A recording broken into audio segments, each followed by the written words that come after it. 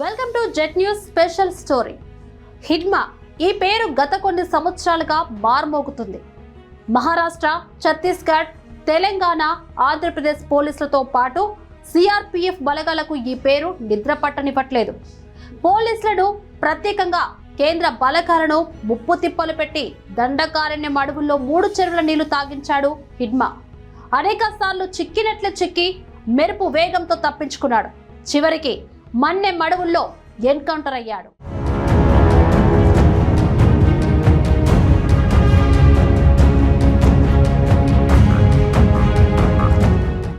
దశాబ్దాలుగా సవాల్ విసురుతున్న మావోయిస్ట్ ఉద్యమానికి తాజాగా జరిగిన ఎన్కౌంటర్తో ఎదురు దెబ్బను చవిచూసింది. ప్రసిద్ధ మావోయిస్ట్ నాయకుడు హిడ్మా స్టేట్ జంక్షన్ పరిధిలో జరిగిన ఎన్కౌంటర్లో హతమయమయ్యాడు. మావోయిస్ట్ అగ్రనేతగా ఉన్న హిడ్మా మృతి చెందడం మావోయిస్టులకు పెద్ద ఎదురు దెబ్బ అని చెప్పాలి.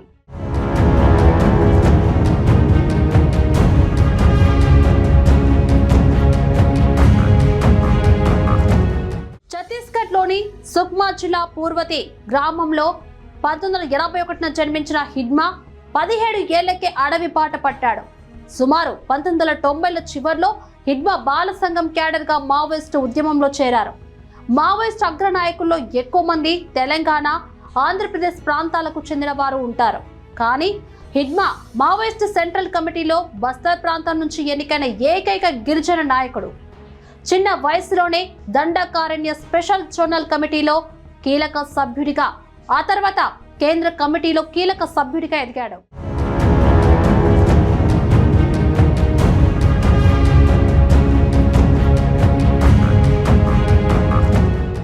ఏదో ఒక రోజు బలగాలు తన దగ్గరికి వచ్చే అవకాశం ఉందని తెలిసినా వెనక్కి తగ్గలేదు.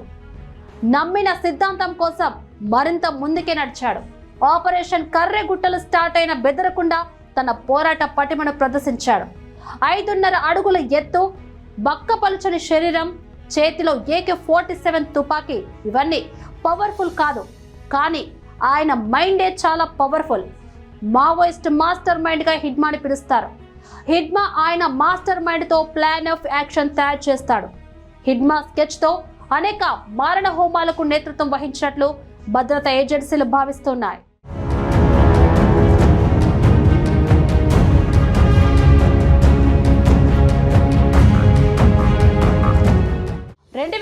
దంతేవాడ దాడి 76 మంది సిఆర్పిఎఫ్ జవాన్లను పొట్టన పెట్టుకున్న ఘోరమైన దాడిలో హిడ్మా కీలకంగా ఉంది. 2013 దర్బాలోయలో ఛత్తీస్గఢ్ కాంగ్రెస్ అగ్రనాయకత్వం మొత్తాన్ని లక్ష్యంగా చేసుకున్న దాడిలో హిడ్మా కీలకంగా ఉన్నాడు. 2017లో సుక్మాలో జరిగిన దాడిలో 25 మంది సిఆర్పిఎఫ్ జవాన్లు మరణించారు. 2021 టెకల్గూడ, జగరగుండం దాడి 22 మంది భద్రతా సిబ్బంది మృతి చెందారు. ఈ దాడుల్లో హిడ్మా చాలా వ్యూహాత్మకంగా వివరించారు.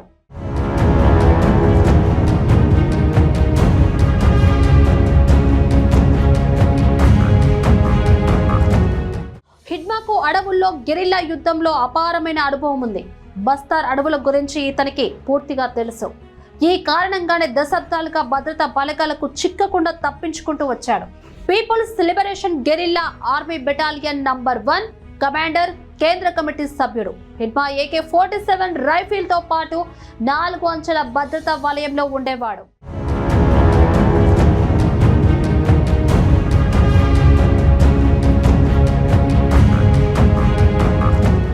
సిపిఐ మావోయిస్ట్ ప్రధాన కార్యదర్శి నంబాల కేశవరావు, సెంట్రల్ కమిటీ సభ్యులు చెల్లూరి నారాయణ అలియాస్ సురేష్, కట్టా రామచంద్రరెడ్డి అలియాస్ రాజు, సహదేవ్ సోరెన్, అరుణ, గాజర్ల రవి లాంటి కీలక నేతలు ఆపరేషన్ కగార్ ఎన్కౌంటర్ లో హతమయ్యమయ్యారు. మరోవైపు కీలక నేతలు మావోయిస్ట్ సెంట్రల్ కమిటీ సభ్యులు Mallojula Venugopala Rao alias Abhay, Thakkallapalli Vasudevarao alias ఆశన, Pulluri Prasadarao alias Chandranna, పోతుల సుజాత, రూపేష్ అలియాస్ సతీష్లు ఇటీవల లొంగిపోయారు. ఇక మావోయిస్ట్ అగ్రనాయకుల సైతం తుపాకులు వదిలి జనజీవన స్రవంతిలో కలిసిపోయారు. అయినా హిడ్మా లొంగిపోలేదు.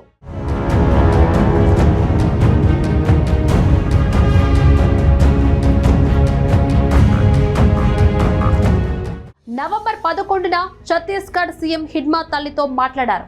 హిడ్మాని లొంగిపోవాలని కోరుతూ ఆమెతో ఓ వీడియో చేయించారు. అయినా అతను వినలేదు. భద్రతా బలగాలు హిడ్మా టీంని చుట్టుముట్టినప్పుడు ఆఖరి నిమిషంలో లొంగిపోవాలని కోరాయి. హిడ్మా తన ఎదురుగా ఉన్న చావుని కూడా లెక్క చేయకుండా కాల్పులు జరిపారు. ఇక పోలీసులు జరిపిన ఎదురు కాల్పుల్లో హిడ్మా అతని భార్యతో పాటు 6 హతమయ్యారు.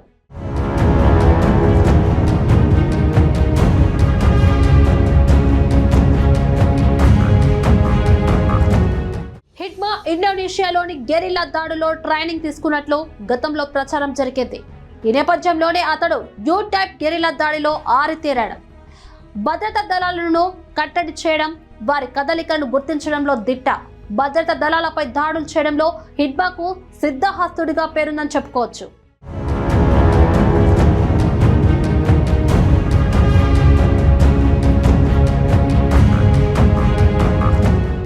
దళాలను నడిపించడంలో, తుపాకీ పేల్చడంలో హిడ్మా నేర్పరి కావడంతో ఎన్నోసార్లు ఎన్కౌంటర్ నుంచి చాకచక్యం తప్పించుకున్నాడు. అనేక ఆపరేషన్లలో కీలకంగా వివరించి అనేక మంది పోలీసులు హతమతమవ్వడానికి ప్రధాన కారణమయ్యాడు హిడ్మా. ఇలా మొత్తం మధ్యప్రదేశ్, ఛత్తీస్గఢ్, మహారాష్ట్రాలకు కొరకరాకి కొయ్యగా మారాడు. మావోయిస్టులు పాల్పడిన అనేక విధ్వంసాల్లో హిడ్మానే ప్రధాన భూమిక పోషించినట్లు తెలుస్తుంది.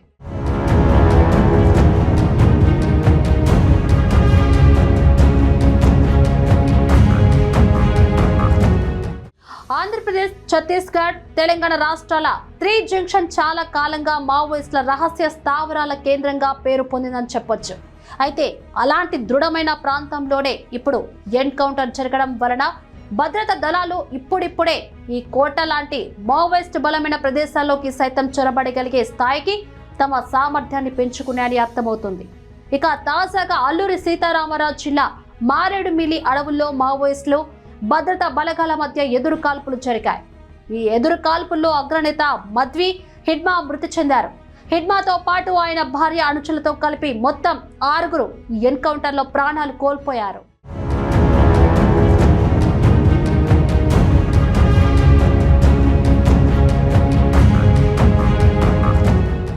మావోయిస్టులు భద్రతా బలగాల మధ్య జరిగిన భారీ ఎన్కౌంటర్లో అగ్రనేత మద్వి హిడ్మా మృతి చెందాడు. హిడ్మాతో పాటు ఆయన భార్య, అనుచరులతో కలిపి మొత్తం 6 ఈ ఎన్కౌంటర్లో ప్రాణాలు కోల్పోయినట్టుగా తెలుస్తోంది. ఇక హిడ్మా ఛత్తీస్గఢ్లోని సుక్మా జిల్లా పార్వతి గ్రామానికి చెందిన స్థానిక మురియా తెగకు చెందిన వ్యక్తి. హిడ్మా పూర్తి పేరు మాద్వి హిడ్మా అలియాస్ సంతోష్. హిడ్మాకు హిందీ, గోండి, తెలుగు, కోయా, బెంగాలీ భాషలపై పట్టు ఉంది. హిడ్మా దళానికి అత్యంత శక్తివంతమైన దళంగా పేరు ఉంది. 25 ఏళ్ల క్రితం మద్వి హిడ్మా అజ్ఞాతంలోకి వెళ్లిపోయారు.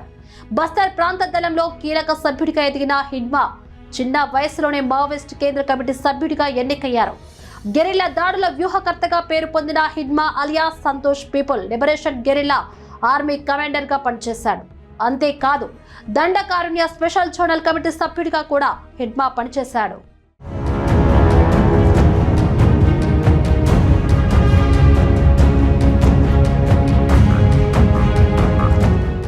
మావోయిస్టుల కేంద్ర కమిటీలో హిడ్మా అతి చిన్న వయస్కుడైన నేత మాత్రమే కాకుండా బస్తర్ ప్రాంతానికి చెందిన ఏకైక గిరిజన సభ్యుడిగా కూడా గుర్తింపు పొందాడు హిడ్మా. అడవుల భౌగోళిక పరిస్థితుల మీద అతనికి ఉన్న లోతైన అవగాహన, గెరిల్లా యుద్ధ వ్యూహాల్లో నైపుణ్యం, స్థానిక నెట్వర్క్లను సమర్థంగా వినియోగించగల సామర్థ్యం కారణంగా హిడ్మా మావోయిస్టుల శ్రేణులో కీలక వ్యూహకర్తగా ఎదిగాడు.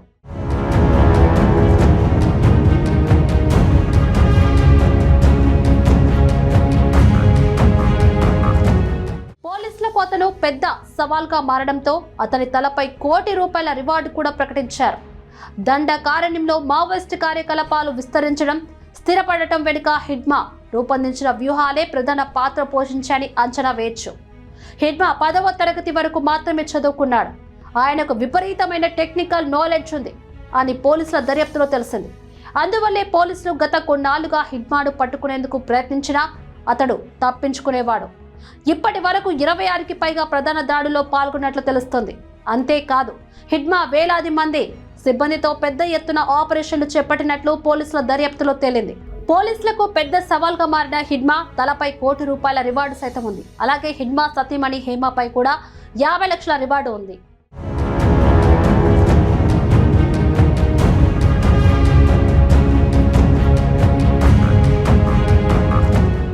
గెరిల్లా వ్యూహ సమన్వయకర్తగా పేరుగాంచిన హిడ్మా ఆంధ్రప్రదేశ్, ఒడిశా, ఛత్తీస్గఢ్ రాష్ట్రాలకు మోస్ట్ వాంటెడ్ గా మారాడు. అటు కేంద్రానికి సైతం మోస్ట్ వాంటెడ్ గా మారాడని చెప్పొచ్చు. ఎన్నోసార్లు చాకచక్యంగా భద్రతా బలగాల నుంచి తప్పించుకున్నాడు. ఇటీవలే మావోయిస్టులు ఒక్కొక్కరిగా పోలీసులకు లొంగిపోతున్న తరుణంలోనే ఛత్తీస్గఢ్ డిప్యూటీ సీఎం హోంశాఖ మంత్రులు హిడ్మా తల్లిని కలిసి లొంగిపోయేలా ఒప్పించారని కోరారు.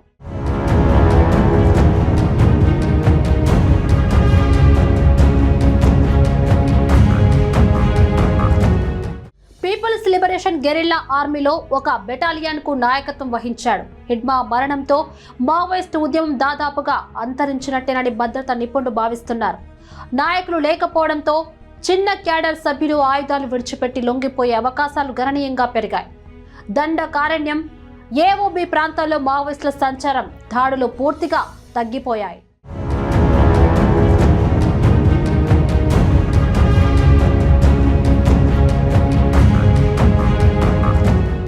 హిడ్మా పతనం మావోయిస్టులకు ఒక విషాద ఘట్టమైతే భారతదేశ అంతర్గత భద్రతకు ఇది ఒక గొప్ప విజయం.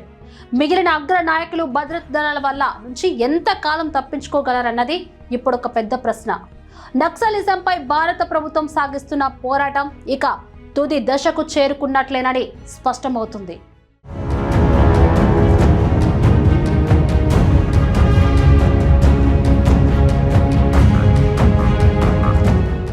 హిడ్మా పతనం భారత అంతర్గత భద్రతా వ్యవస్థకు మాత్రమే కాక సుదీర్ఘ కాలంగా కొనసాగుతున్న తీవ్రవాద సమస్యకు పెద్ద దెబ్బగా పరిగణించవచ్చు.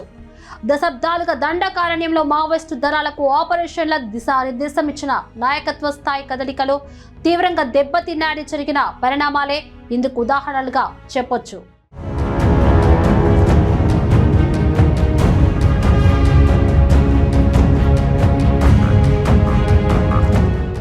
ఇప్పటి వరకు భద్రతా బలగాల పట్టుదాటుతూ అడవి ప్రాంతాల్లో మావోయిస్టు ప్రధాన నాయకులు చలనం కొనసాగించగలిగారు.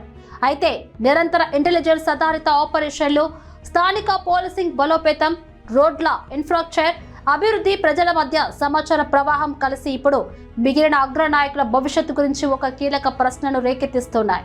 వారు ఇంకా ఎంతకాలం భద్రతా దళాల వలయాన్ని దాటి తప్పించుకోగలరు అనేది $1 మిలియన్ ప్రశ్న.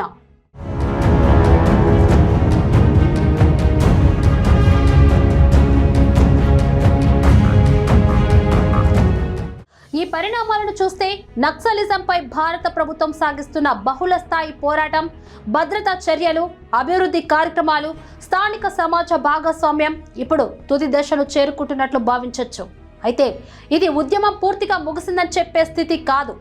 మూల కారణాలు, ప్రాంతీయ అసమానతలు, సామాజిక ఆర్థిక సమస్యలు పూర్తిగా పరిష్కారమయ్యే వరకు చిహ్నాత్మక మిగతా గ్రూపులు చిన్న చిన్న దాడులకు ప్రయత్నించే అవకాశం ఇప్పటికే ఉంది. అయినా హిడ్మా వంటి కీలక నేతల పతనం మావోయిస్టు నిర్మాణానికి వచ్చిన వ్యూహాత్మక దెబ్బగా నిలుస్తోంది. మరియు భారత అంతర్గత భద్రతా వ్యవస్థకు ఇది నిస్సందేహంగా ఒక పెద్ద విజయ ఘట్టమని చెప్పక తప్పదు.